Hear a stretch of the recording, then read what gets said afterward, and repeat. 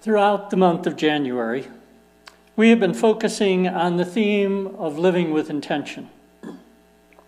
Today, I invite us to consider living with intention through the perspective of Buddhist teachings and understandings. It is quite likely that some of you might not be all that familiar with Buddhist teachings and perspectives. Throughout this sermon, then, I will share information that hopefully will provide all of us with a basic foundation to build upon. First, it would be beneficial for us to consider the place and the importance that intention holds in Buddhism. According to Buddhist sacred texts and teachings, intention is essential on the path to ending suffering. I think all of us would agree that ending suffering would be beneficial. In Buddhist teachings, however, ending suffering is considered to be much, much more than beneficial. Ending suffering is at the very core of and is the essence of Buddhist thought. The core, that essence, is found in the Four Noble Truths. The Four Noble Truths are what allowed Siddhartha Gautama, who is known as the Buddha, to gain enlightenment. The Four Noble Truths can be stated simply as follows. 1, the truth of suffering. 2, the truth of the origin of suffering. 3, the truth of the cessation of suffering.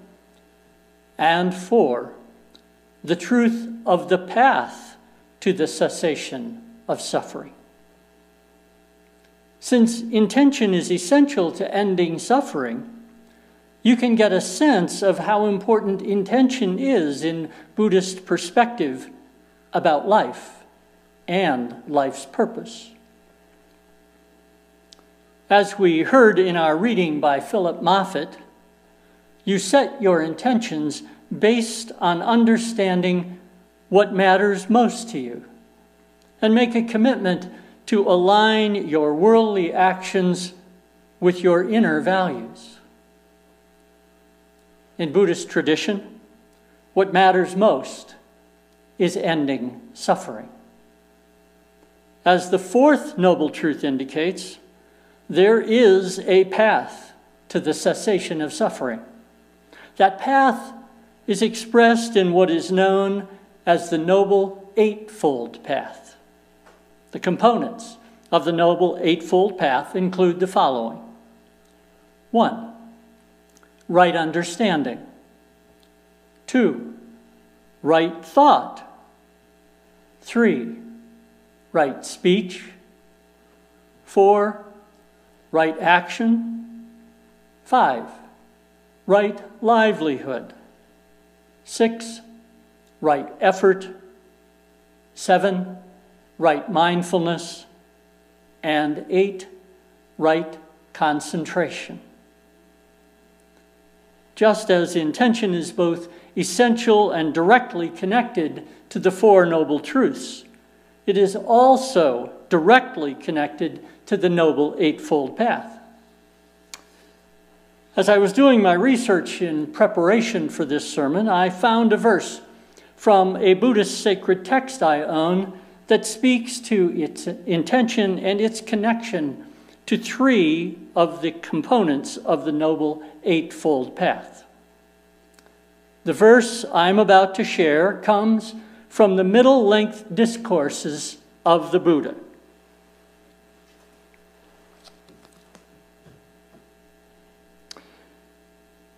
This sacred text is over 1,400 pages in length, with more than 1,100 pages dedicated to the 152 discourses which are referred to as suttas that it contains. This is not a book I would recommend for leisure time or casual reading. But if your interest in Buddhist teachings is serious, this sacred text will offer a lifetime of study and contemplation.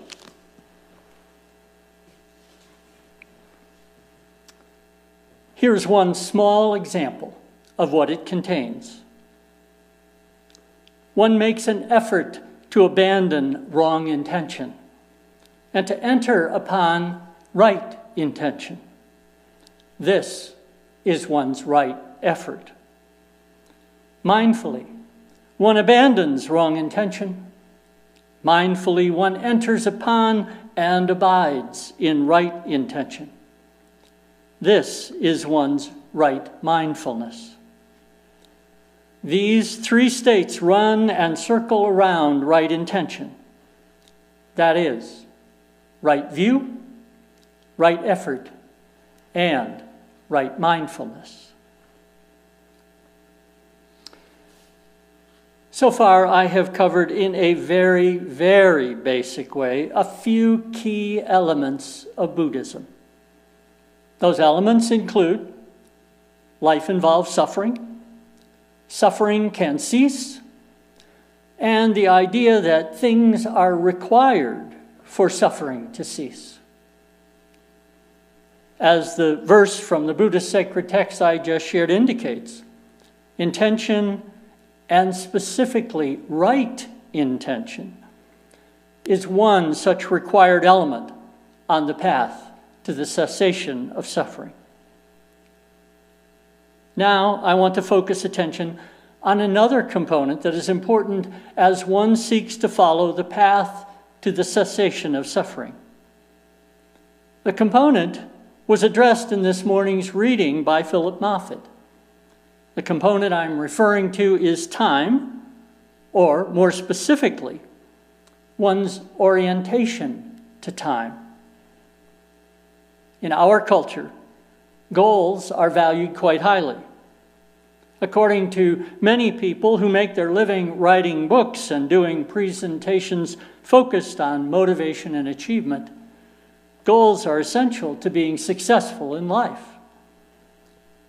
Goals involve a focus on the future.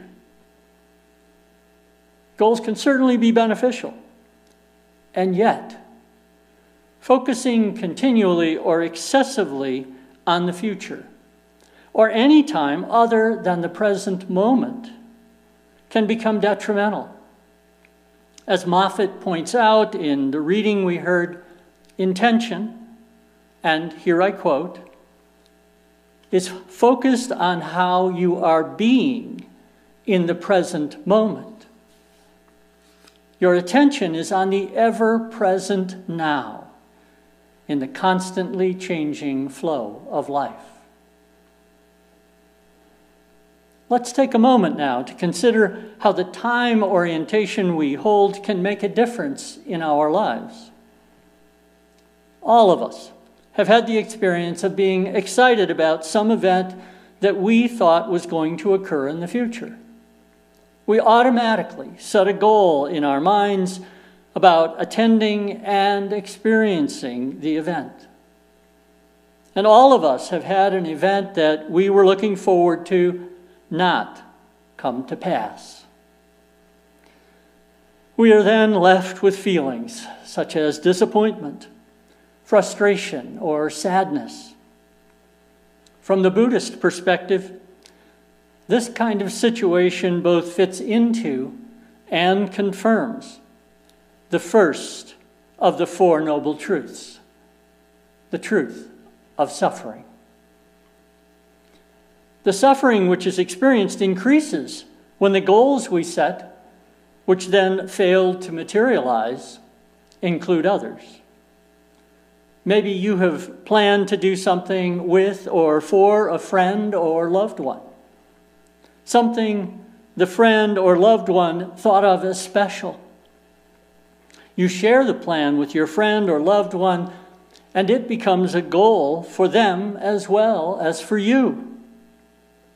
When, as is sometimes the case, what was planned doesn't occur, you have unpleasant feelings such as those I mentioned previously. This time, your friend or loved one also has unpleasant feelings. In such a situation, our planning for the future, our goal setting, ends up producing suffering that is shared. The suffering that occurs isn't just limited to ourselves. The suffering now extends to another person, someone we care about. Our intention in making the initial plan, setting the future goal, was positive. Our plan, our goal, had it come to pass, would have been beneficial.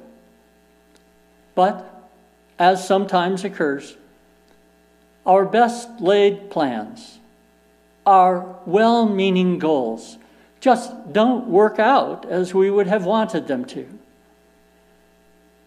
I offer these scenarios to highlight what Philip Moffat was getting at, that goals and intentions are very different, and that an orientation toward a time other than the ever-present now may not always achieve the highest benefit for us or for others.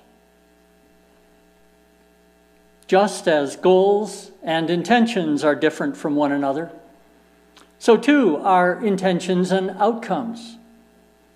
Many of you very likely heard Reverend David Miller's January 2nd sermon titled Intent versus Impact, Resolutions for a New Year.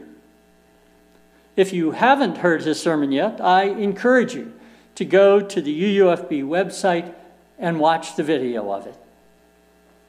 In his sermon, Reverend Miller points out that the impacts of our words and actions matter more than the intention behind our words and actions. He tells us that when something we have done or said causes pain, sadness, or fear for another, whether we intended to do so or not, we need to attend in the moment to the impact our words or actions had on the other person. He also speaks of how, instead of attending to our impact, we may assert that our attention wasn't to cause pain, sadness, or fear. The examples he offered provided another opportunity to consider the issue of our time orientation and how that time orientation may be problematic. When we cause suffering for another, and then respond to the person's suffering by talking about our intention, our focus is on the past, not on the present. Focusing on the past, on our intention at the time we spoke or acted in a way that led to suffering, often causes more suffering. When we have unintentionally caused suffering, I am reasonably confident that the last thing we want to do is cause more suffering. And yet, that is what occurs when we are not attending to the here and now. When we are not attending to the here and now, we can easily become distracted from, as Moffat states, what matters most to you. When, on the other hand, we are able to attend to the here and now, Moffat tells us that it is possible to align your worldly actions with your inner values.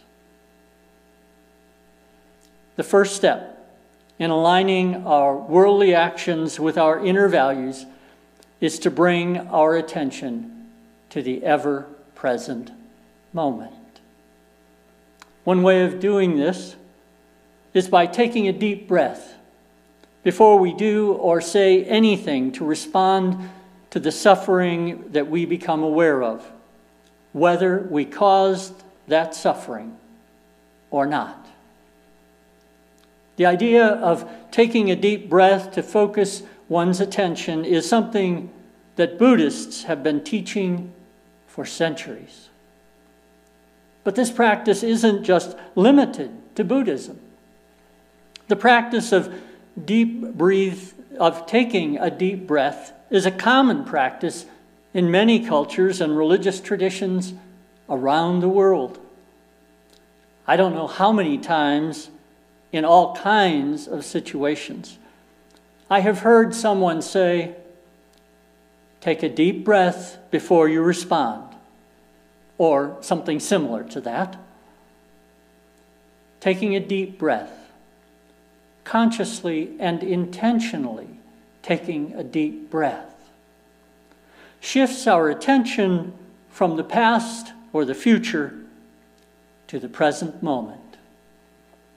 By taking a deep breath, a conscious and intentional deep breath, we are much more able to recognize what matters most and to get in touch with our core values. And when we connect with our core values, we are much more likely to engage in one or more of the steps in the Noble Eightfold Path. In case you don't remember all 8 of the steps, I will repeat them. They are: right understanding, right thought, right speech, right action, right livelihood, right effort, right mindfulness, and right concentration. And being in the present moment can offer us an opportunity to enter into what are referred to as the 4 immeasurables, the 4 divine abodes, or the 4 sublime attitudes. These are loving kindness, compassion, sympathetic joy, and equanimity. As we contemplate living with intention, I would invite you to imagine how much different life would be if you were able, in every moment, or at least in many more moments, to have your mind focused on loving kindness or compassion. Imagine how much less suffering you would experience. How much less suffering would be caused if loving kindness or compassion was at the forefront of people's minds. If more of us were able to focus our attention on these 2 sublime attitudes, I am certain the world would be a far better place than it is today. And I'm just as certain that the level of suffering would be dramatically reduced as a result. I have attempted this morning to share a very small amount of basic Buddhist teachings and understandings. My hope is that what I have shared has inspired you to explore and learn more about the Buddhist tradition and its teachings. I believe that we all have the desire and the ability to live with intention. Buddhism has so much to teach us about how to live with intention to the fullest level we are capable of. May we discover how to live with intention in this moment of now and in each moment of now as we seek to prevent, alleviate, and end suffering. So may it be.